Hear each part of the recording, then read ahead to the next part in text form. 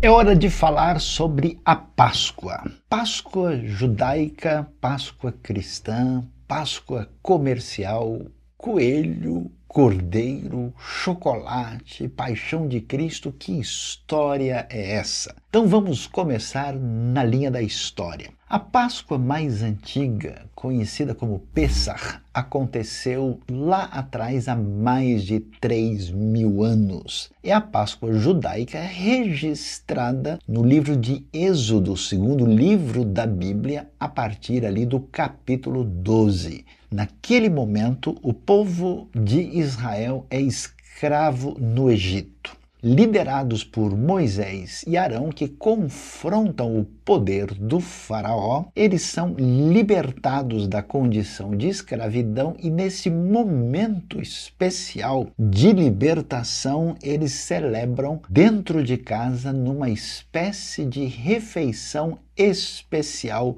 com as suas famílias, no momento quando o juízo de Deus atingiu o Egito e eles foram protegidos neste momento de celebração especial de libertação, antes que pudessem deixar o Egito na direção da terra prometida, quando também acontece a abertura extraordinária e milagrosa do Mar Vermelho. E naquela noite, o que acontece? Eles vão comer tudo sem fermento, como nós podemos dizer em hebraico, Bli Hametz. O pão sem fermento, conhecido como matzá, faz parte desse momento. Eles também comem ali um cordeiro e assim são libertados do Egito. Esse jantar especial, olha que coisa impressionante, é o jantar mais antigo da humanidade que tem sido comemorado por mais de 3 milênios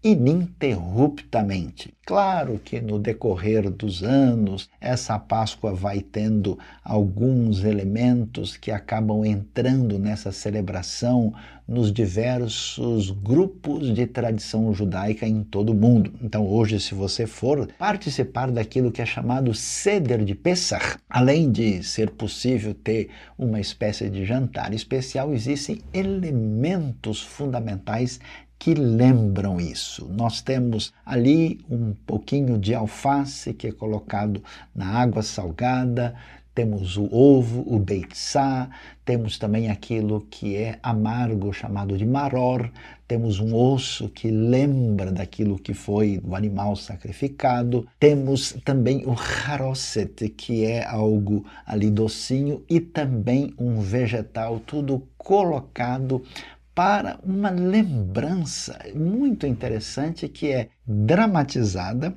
e que apela para os sentidos do paladar para que essa memória seja especialmente celebrativa. E não só isso, mas também nesse momento de Pessach são cantadas diversas músicas, a história é lembrada, inclusive de uma maneira divertida, incluindo até mesmo as crianças, e que no decorrer dos séculos foram acrescentados também o uso do chamado Kiddush, daquilo que tem a ver com o vinho, o suco de uva que é utilizado neste momento, e atualmente nós temos uma celebração que envolve 4 copos de vinho nessa celebração especial de Pessach. E o significado disso, o que está envolvido em tudo isso? Em primeiro lugar, a gente vê o sinal da atenção de Deus diante do sofrimento dos israelitas.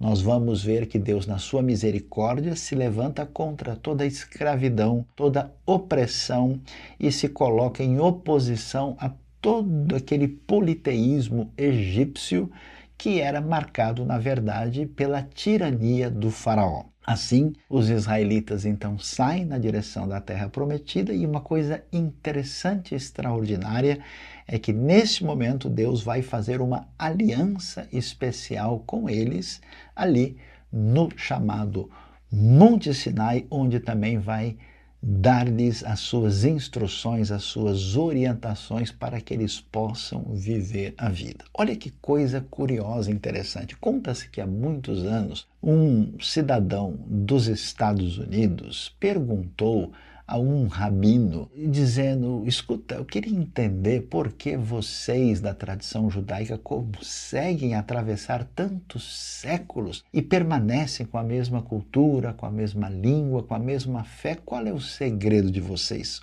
Olha que coisa interessante, o rabino então lhe respondeu: é que nós sabemos contar história para as crianças. Aquele cidadão norte-americano falou: como assim? Isso não parece fazer muito sentido. Então o rabino lhe perguntou: qual é o momento mais importante do início da história americana? Imediatamente aquele cidadão respondeu: foi quando chegaram os peregrinos e desembarcaram ali em Plymouth.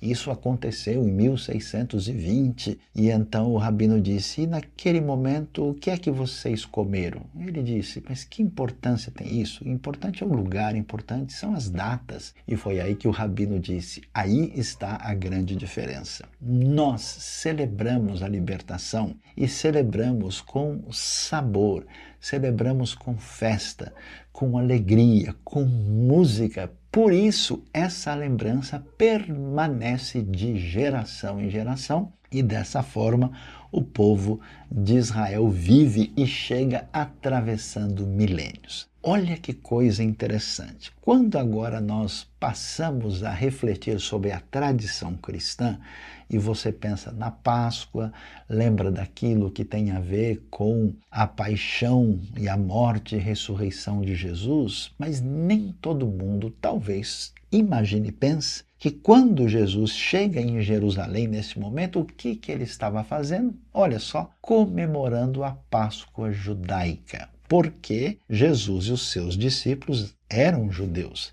E eles chegam em Jerusalém, nós temos o registro disso em Mateus 26, em Marcos capítulo 14, Lucas capítulo 22 e de maneira extraordinária o Evangelho de João, desde o capítulo 13 até o capítulo 20, tem todo o desdobramento da famosa Semana da Páscoa. Jesus então vai para aquele lugar especial em Jerusalém, conhecido como Cenáculo, onde nós lembramos o que foi chamado, digamos assim, a última ceia. E naquele momento Jesus faz um redimensionamento. Assim como a Páscoa representou aquela libertação atrás, e ela foi marca dessa aliança que Deus fez com o povo, agora também Jesus vai dizer que aquele pão, o matzá e o vinho representam o seu corpo e o seu sangue que é entregue em nosso favor para o perdão dos pecados. Então você pode imaginar os discípulos ali naquela mesa baixa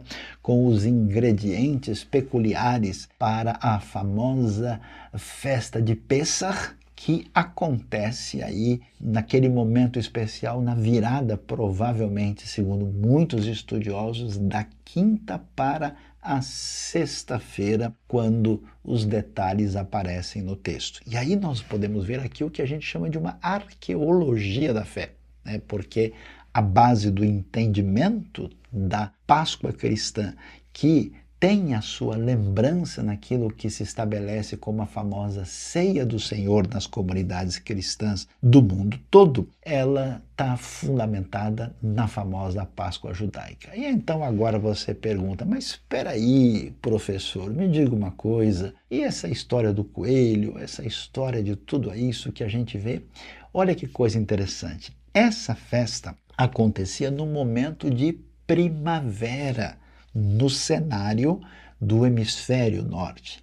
Então, no contexto de diversos povos da região, a grande questão, especialmente observando as regiões mais frias, acima ali do mar Mediterrâneo, as pessoas tinham passado por aquele momento difícil do inverno, aquela coisa tão difícil de enfrentar nos tempos antigos, e a primavera é o renascimento da vida, nós vemos as árvores cada vez mais verdes, os campos assim, de maneira especialmente vicejantes e as flores aparecendo. Então, esse momento de celebração da vida acabou sendo marcado por esses elementos que, em diversas tradições pré-cristãs, acabaram sendo simbolizados pelo coelho e outros elementos, ovos, que diziam a respeito disso. Essa expectativa, essa tensão entre a vida e a morte, a libertação dos poderes do mal, da tirania, da escravidão, esses elementos se encontram.